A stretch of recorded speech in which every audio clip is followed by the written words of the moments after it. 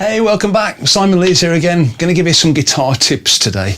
What I'm going to talk about is misconceptions, things that people might have picked up from reading an article in a magazine, or they heard somebody talking about it, and they thought, all right, I've got to do it this way. I'm going to talk about left hand and right hand misconceptions, if you like. Left hand, it's a commonly held view that you should always organise your fingers in such a way that each finger goes on its own fret. And a lot of the time this is true, so it's not completely wrong. When you're playing scale patterns, especially the pentatonic scale patterns, some of the patterns are a bit kind of higgledy-piggledy. They sort of zigzag their way across the strings. Your standard pentatonic pattern's pretty straightforward, and you can't really go wrong with that one. The one I'm talking about is the one everybody knows, which, so if I do it starting on the 5th fret,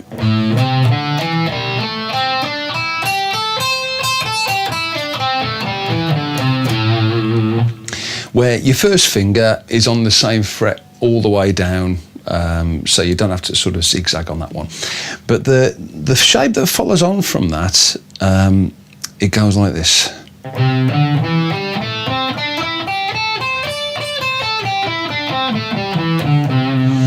Now, if you notice when I played that, my first finger wasn't on the same fret all the way down. I tend to sort of move it depending on what the lowest note on that string is.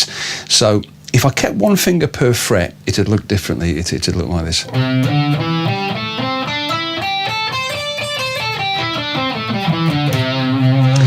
Now, what I find is that combination of fingers where you're using your second finger and your little finger, especially when it's on consecutive strings, it's a bit weird, and I don't feel comfortable with that. And so I'd say if you do feel comfortable doing it that way, go for it. Don't worry. Ignore this part of the video. But what I would recommend, especially if you haven't been playing very long, I think it's much easier to use that pair of fingers together, so your first finger and your third finger, rather than your second finger and your little finger. Now, if you wanted to particularly work on finger independence and using weird combinations of fingers, fine, go for it, But I don't think there's any problem with moving your first finger up a fret or down a fret. If it's only one fret, it's dead easy to just shuffle it across. And for me, it just makes life much easier. I can play through that scale with a lot more confidence if I make sure that whatever the lowest note on the string is, that's where my first finger is. So I'm not using my second finger for the lowest note, just because that's the finger which is assigned to that particular fret. So I wouldn't worry too much about that. So this is what it looks like when I play it. And I say the other way, where you got one finger per fret,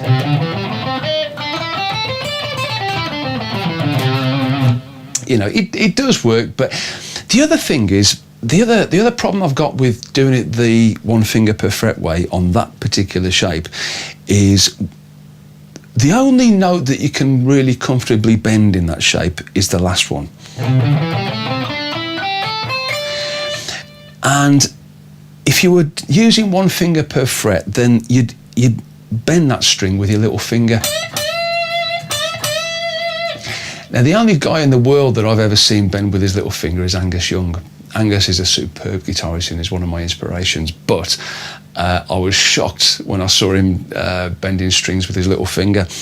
It's just, I think for most guitarists, it's a strange finger to use. So again, that's why I prefer to kind of zigzag a little bit.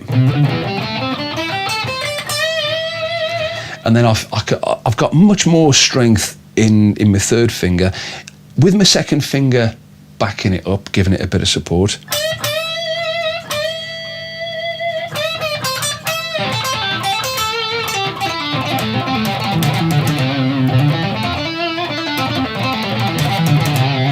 I just find that method where whatever the lowest note is on that on the string that you're on, use your first finger. You might as well, because it's only the difference between moving it up a fret or down a fret.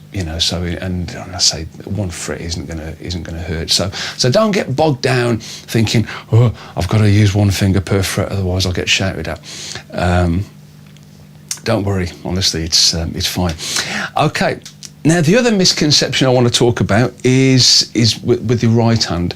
A lot of people think that alternate picking is what they've got to do no matter what. So if you pick a note with a downstroke, then the following note has to be picked with an upstroke, and vice versa. Again, alternate picking is great, and for a lot of things you have to use it. Because there's a limit to how quickly you can pick in one direction. Obviously, if you're picking in two directions, you can double your speed. But if you've got a tune or a lick or a riff or a guitar solo that uses notes of identical length without any gaps, that's when alternate picking comes in useful. So you might have something like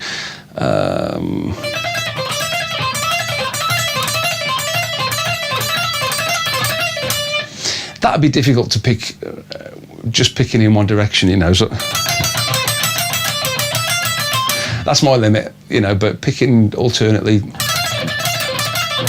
So I'm going down, up, down, up, down, up, down, up, down, up. But what if you put a few gaps in it? You might have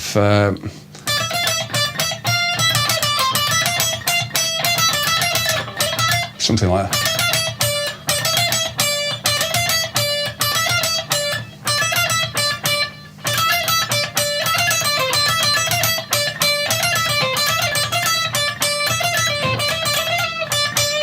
So I'm just putting a few gaps in there. So if you look at what I'm picking, I'm actually doing 3 ups in a row.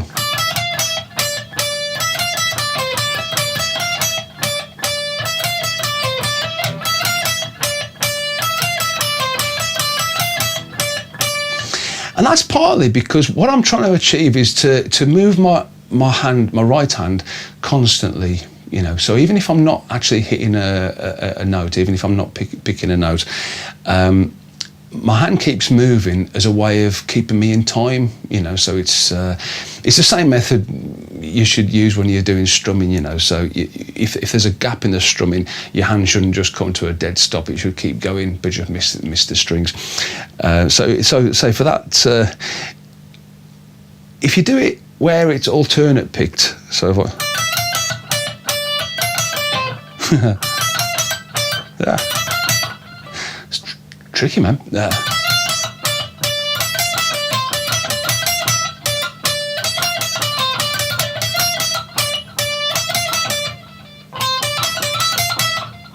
It's kind of jerky, and I mean there are other issues. I mean, I've kind of designed that particular run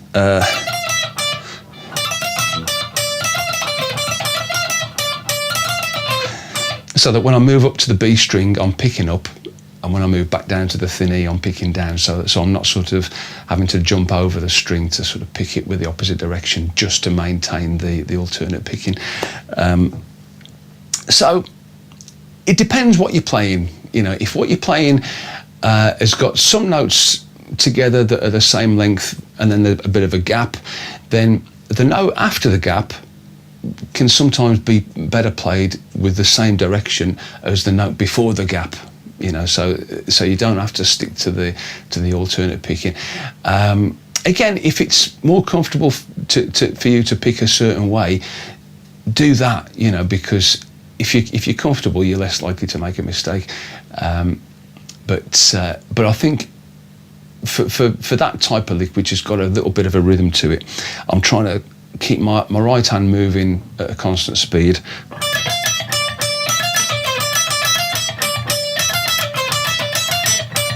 And that means I can keep the feel exactly the same every time I play it. Sometimes you might have a run where there's a odd number of notes in that. Every time you play it, if you alternate pick, then the first note will be on a different direction every time, and you're not going to get it to sound consistent then. So it's don't get bogged down thinking that you've got to alternate pick everything. The main purpose of alternate picking is to try and keep your right hand relaxed, and so it's easy to control the notes, and so you're not doing daft things like doing too fast down strokes in a row or too fast up strokes in a row. There's no point. So I say, don't be a slave to alternate picking. That's what I'm saying. And say, likewise, don't be a slave to having one finger per fret. You can move your fingers sideways, and I say, if it's just a case of moving your finger one fret, that's fine. It's no hassle. And you'll probably find that your fretboard hand tends to be the hand that you use the least. It's your less dominant hand as a rule. But you find that people tend to be able to use the first finger a little bit more, have a little bit more control over the index finger than they have over, say, the little finger or the third finger. So it's I would recommend, just when you're playing a scale pattern and the low note on each string changes from one fret to another, just move your first finger with it, and that's it. So those are my top guitar tips for this week. Thanks for watching again, and I hope you can catch me next week. Cheers.